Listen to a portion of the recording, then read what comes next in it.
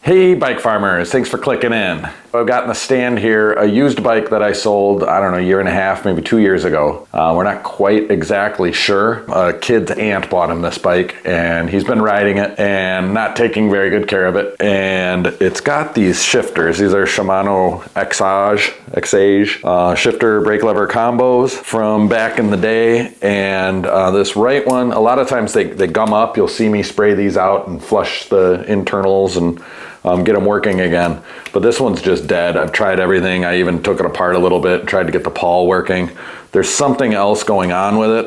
And the left one feels very tired as well. I think they're just worn out. So I went into my magic bins and found the Shimano LX version of the same shifters, so a little bit nicer, used. I wasn't really sure what to do here. The kid has grown a little bit, but we were able to put the seat up and it's still a good bike for him. So I said, you know what, for, you know, 30 bucks for the shifter set and maybe like $50 in labor, I can replace the shifters, probably get all new cables. And now I'm even looking at it and like, I probably should have replaced the brake pads on this bike when I did it the first time. So I'm just gonna do those things for 80 bucks. It's one of those things, like I totally could have sold them another bike. I mean, I had them considering it and I just could have sold him another bike. You know, it's only 80 bucks and he's only gonna be on it for a year or two before he gets his driver's license. Like, let's just keep this one going. So it's like, I talked myself out of a $350 sale just to get this bike going, just because I felt like I needed to do the right thing. I'm such a good person. I don't know what it is. I swear to God, I care more about the bikes than I do the people. I think that's my thing. I think that's a thing for like most bike shop employees. I think that's why people think we're all a bunch of assholes, is I think we just like the bikes more than we like people. I think it's that simple. Anyway, I just thought, you know, probably make a pretty good video instead of like just another bike tune-up video. You know, anybody can do this. If you go to your local bike co-op and you're gonna find parts like this around, and yeah, I'll show you how you swap it out. Kick back, relax, and let's get started.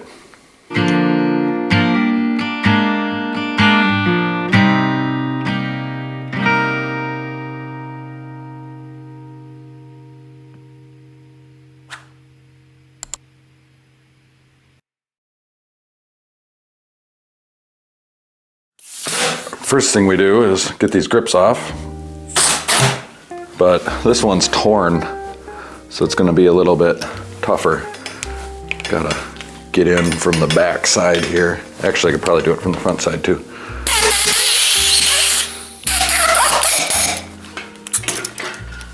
Now I probably could reuse all these cables. They don't look too bad. Oh, this one's fraying. So I'm just gonna cut it up here. Yeah, I'm just gonna replace them all. I could reuse them, but I'm not gonna. Oh boy, I think I might have rounded that. Oh, we're good. Ooh. Oh yeah, so I just kind of broke this guy. Not really though.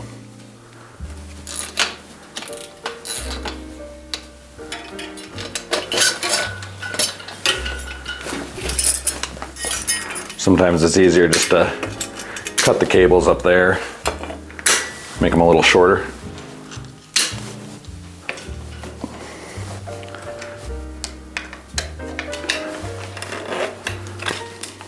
Yeah, these brake pads are shot.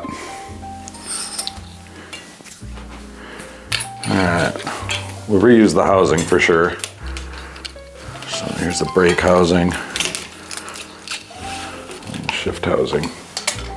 Set it aside. Okay. So here's the old stuff.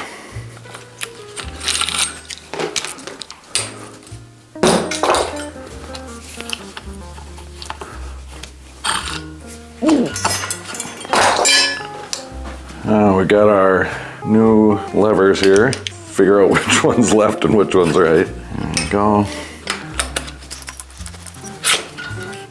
And then I like to put the grips on right away so I know where these are gonna live.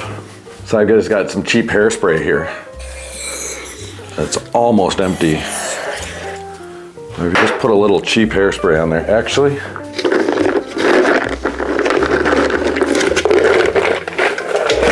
got some bar plugs here. The other thing you can do with grips is this is the exact same diameter as a nickel. You can put a nickel on the end of your grips and it keeps them from having this happen. I'm just gonna rip that off and let that bar plug do its thing. And then this one I'm leaving the bar plug in, and then this one's still pretty good. But that hairspray should theoretically dry. So if I kind of put this grip against my chest, do that dries the hairspray out. When the grips are intact, the air it'll go in there through the bar and then shoot the other grip off the other side. It's pretty fun. You can shoot them across the room.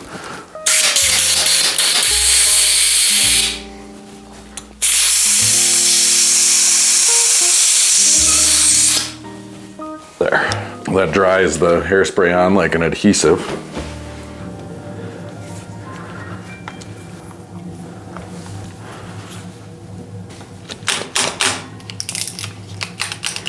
All right, this one's pretty slow. I'm gonna use speed degreaser and just flush out both shifters. I'm gonna get this cable out of here.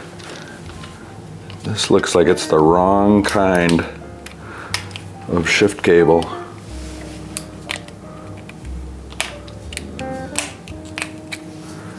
Oh my God, it was like bent down in there, see that?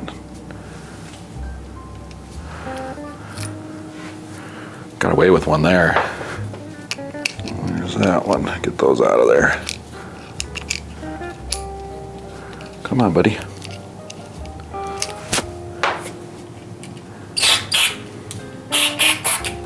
Ooh, it's like dripping out brown.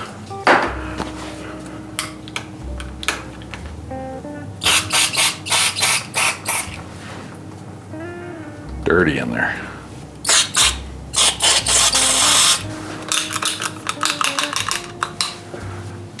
So I'm noticing this barrel adjuster is sticking out. So, ow, get that out of the way, ow. So that's all the way in. So that's all the way in. 1, 2, 3, 4-ish. I'm gonna go in a little bit. It gives me a little bit of adjustability. And then that one's very similar. With these, this would have been easier to do with it off the bike, but I'm not very smart. So you wanna, it'll line all the grooves up. There we go. Get that one out. See, back out the barrel adjuster, and then you gotta turn this inner part if you can. There we go. Okay, see how I got the lines or the groove lined up there? And you can get it around to there. See a lot of comments from the DIYers at home, or maybe it's even shop guys, you know, real pros, where they just like replace cables on every bike they get, which I just think is ridiculous. But it is nice to have some new cables.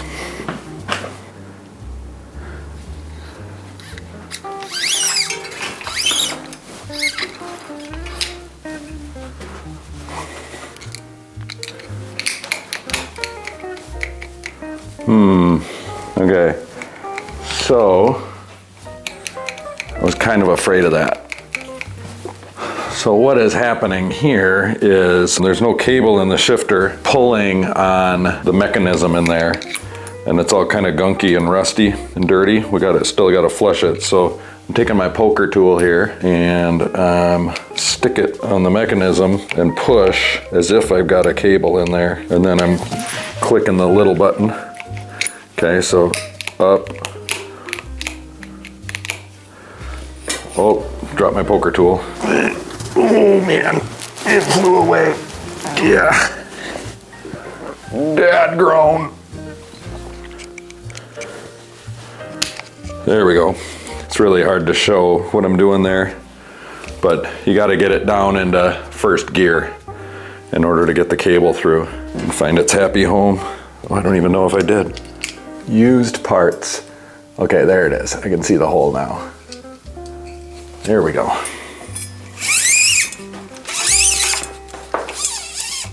Okay, now that it's in there. Okay, so the second click is tough.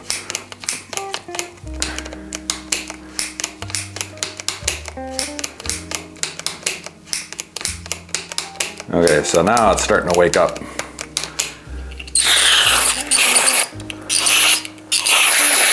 Man, that is just filthy coming out of there. Ooh, that's better though.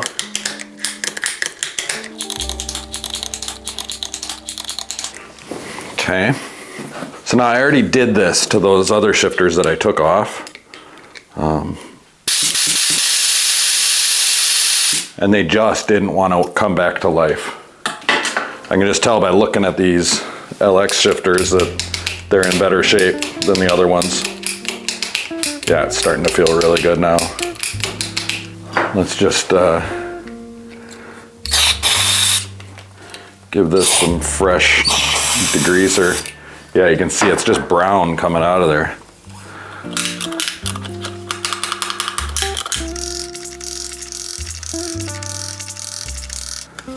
Okay.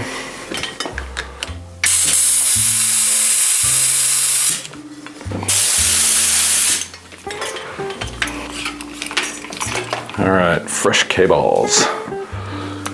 Okay, so I got my housing here.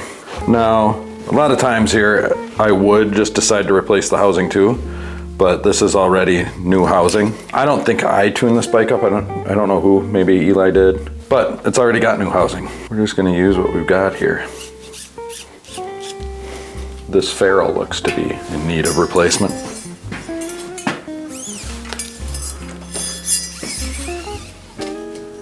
Okay, so this is the front one, the rear one,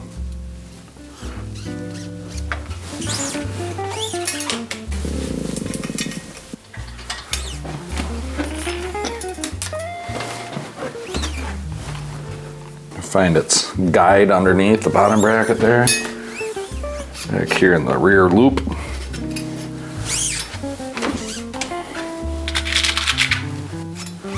Actually, I'm gonna pull a little bit of lube here for good measure.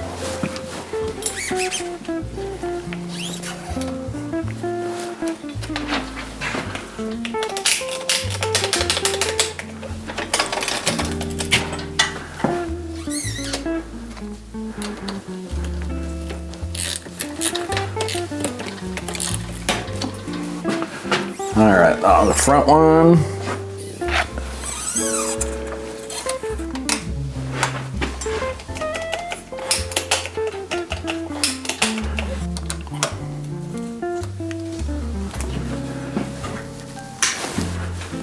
All right, we got a rear brake, a little bit of lube.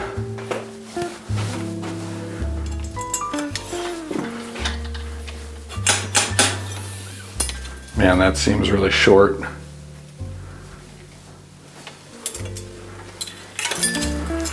I'm gonna cut a new piece of housing, clean up the ends here. Oh, that one's clean. That's the noise that makes. Yeah, I just added I don't know, an inch or two.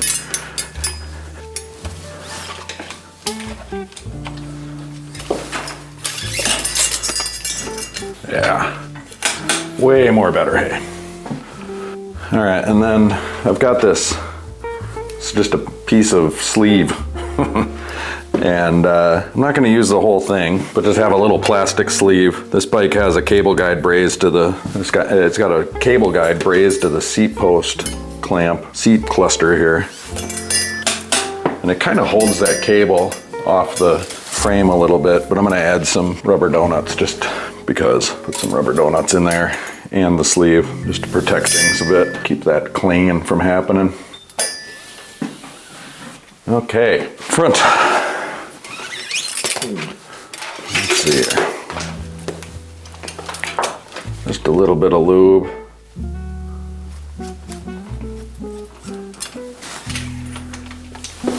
Up through the stem.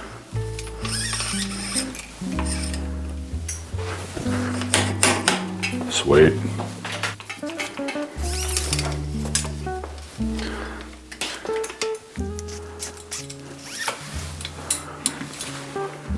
right, Canty brake pads.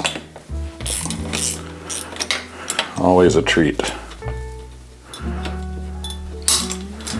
You can see how ready these are.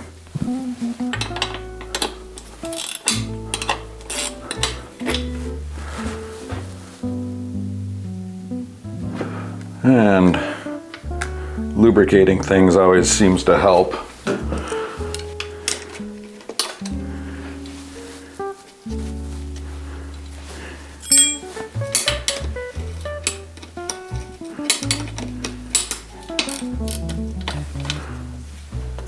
Okay, I'm just eyeballing things, wild guessing right now, but educated wild guess.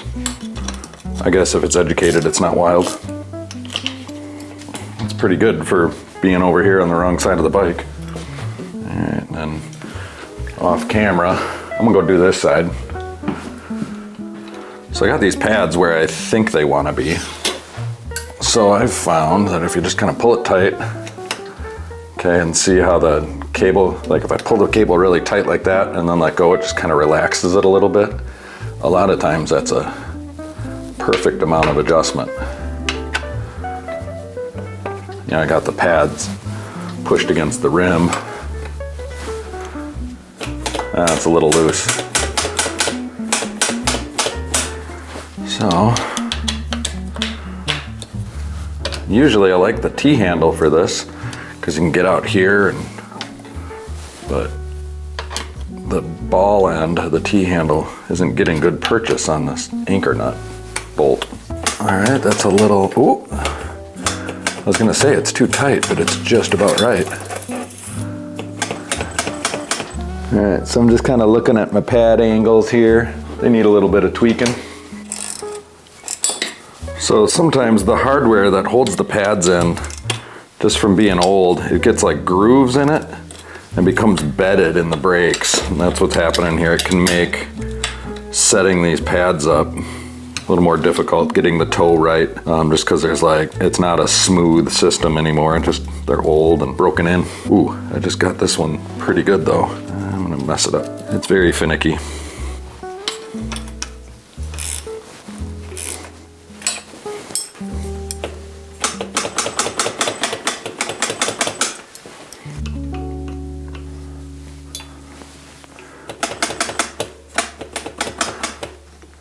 Very nice. The Park Tool EP1 stands for extra pretentious, perfect crimp.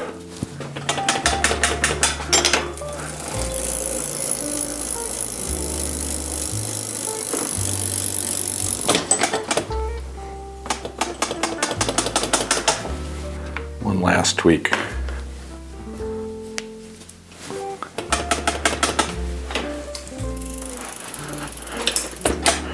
One last tweak. Ooh. Ah. Now we're talking. All right, so that's a 5mm there, and this is a 10 back here. We just loosen up that nut back there, and then this guy comes out. Look at that pad. Ugh.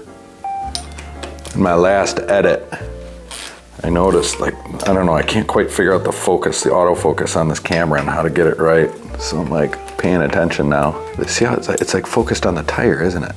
Here we go. It's really hard to see on the little camera screen too. Doing two things at once here, folks.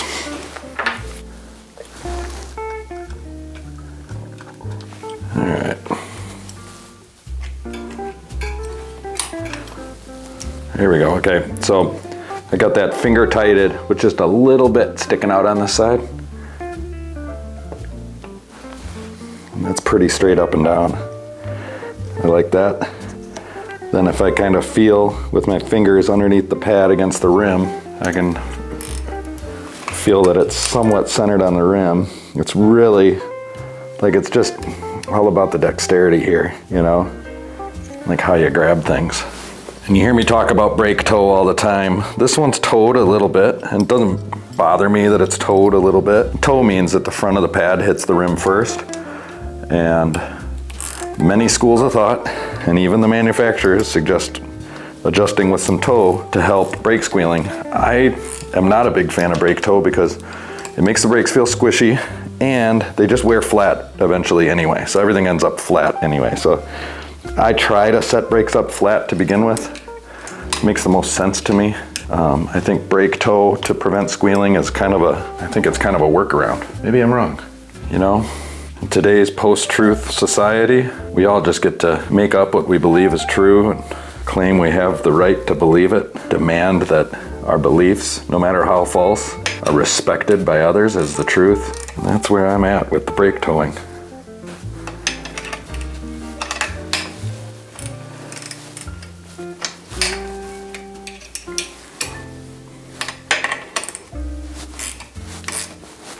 There you go.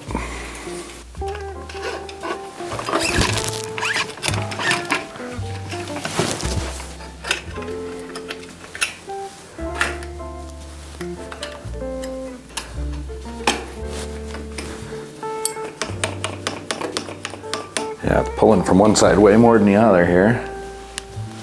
I'm just checking the alignment on my pad. This one's off a little bit. I'm gonna tighten things though. Ooh, gotta be careful with that. It's starting to round out. So a lot of times you can just kind of manually force the things. Make the micro adjustments, but I don't think it's working here. Loosen that up just a smidge. Give me a little bit of hope here. Oh, that's pretty good. Yeah, okay, you know, canty brakes really are a pain in the ass.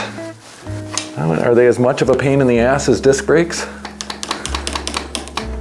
So I'm just gonna take this tension screw here and back things out.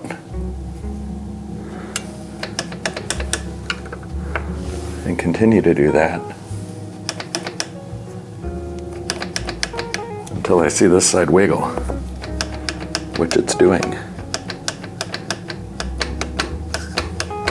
Whoa. How satisfying is that? Don't show your wives, boys. They will leave you for me.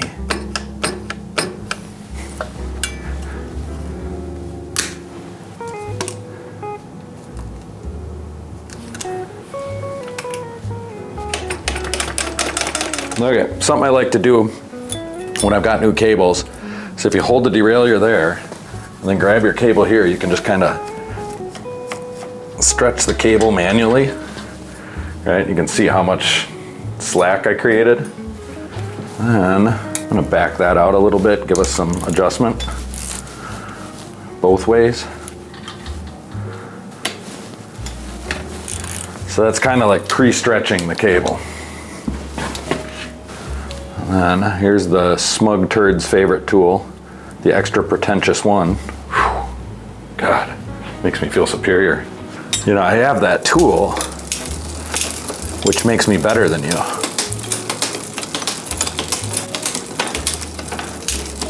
First try. Yeah? Set it and forget it, boys. Who's the best you've ever seen? That's right, it's Andy Q, BikeFarmer. Oh, okay. I mean, the front one feels pretty good too, but we haven't stretched this cable yet. So we do the same thing. We can grab the derailleur and kind of crank down on the cable. All right, and I can see there's a decent gap between the chain and the inner cage. That's in the granny gear. Go down high gear and we get a tiny bit of rubbing. I'm going to use the barrel adjuster on the shifter and turn it out just a little bit.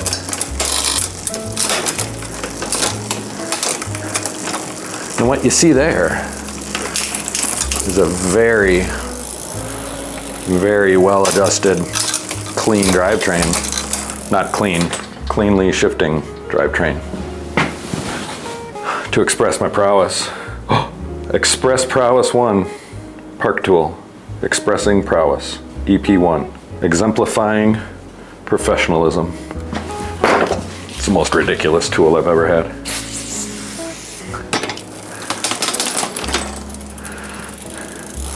Back when I was drinking, I used to just crimp them with my teeth.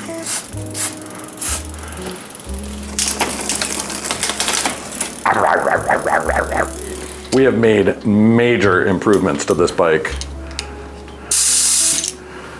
I'm gonna hit those shifters with some compressed air just to dry them out. I didn't see any fluids. And then I'm gonna take one step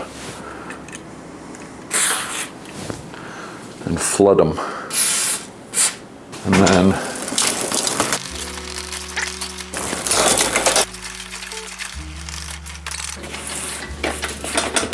and there you have it, bike farmers. We've replaced the shifters and brake pads on this beautiful old steel tank of a Specialized rock hopper. These were great bikes. They still are great bikes. Doesn't look like much, but these are excellent all-arounder general purpose bikes. They're a dime a dozen. They're all over the place. Your bike co-op is filled with them. Go pick one up, take it home, do the things you learn on this channel, and have yourself the most efficient, cheapest, reliable transportation you can possibly imagine. If you've watched and are actually hearing this part, if you've watched to the end, thank you so, so much. You are the best. Without you, this channel would be nothing. And I'm assuming that you've already clicked the like button and subscribed to the channel. But if you haven't, do those things. If you want to give a little extra more, click the heart with the $ in the middle of it. That's a super thanks. That money goes straight to me. We can just bypass all the advertisers and everything straight into my bank account. And then I run across the street and I go get me tacos. And I eat tacos. And I eat a lot of them. And I put on weight because I'm in here making videos instead of out there riding my bike. If that makes you feel bad enough, then you can join the channel like regular good people do. They just become monthly sustaining members. And then the money is automatically in my account. And I can buy groceries for my children who are starving. That's not true. But with membership, you get a little star by your name in the comments so you can ask me questions and I'll answer them. I know that you're invested and deserve it. Those of you that just spout off questions or tell me how I'm doing it wrong in the comments, well, you know what I think of you. You should join and become a member and then we can be friends. For yourself, click that notification bell so you and your bikes can stay tuned.